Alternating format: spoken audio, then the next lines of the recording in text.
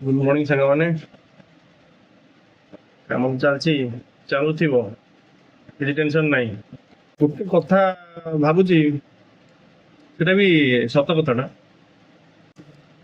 ଆପଣ ଯେତେ ଚେଷ୍ଟା କରନ୍ତୁ, ମାନେ ହାତ ଗୋଡ଼ ଭାଙ୍ଗି ଯେତେ ଚେଷ୍ଟା କରନ୍ତୁ, ଯୋଉଟା ଏଇଠି ଲେଖା ହେଇନି ସେ ମିଳିବନି।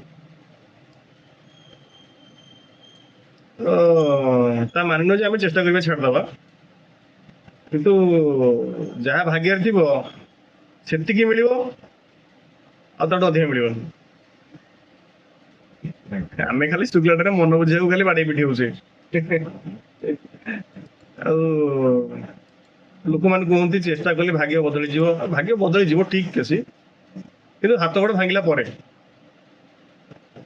ଠିକ ଅଛି, ହାତ ଗୋଡ଼ ଭାଙ୍ଗିଲା ପରେ, ଆଣ୍ଠୁ ଗଣ୍ଠି ଛିଣ୍ଡିଲା ପରେ, ତାପରେ ଯାଇକି, ତା ପୂର୍ବରୁ ନୁହଁ। ସେ ପର୍ଯ୍ୟନ୍ତ କାମ କରିବାକୁ ପଡିବ, ନିଜକୁ ବଦଳାଇବାକୁ ପଡିବ, ତାହେଲେ ଯାଇକି କିଛି ଗୋଟେ ମିଳିବ। ଆଉ ଶୁଖିଲାରେ କିଛି ମିଳିବନି। ଏମିତି ତ ମିଳୁନି, ଆଉ ସେମିତି କଣ ମିଳିବ?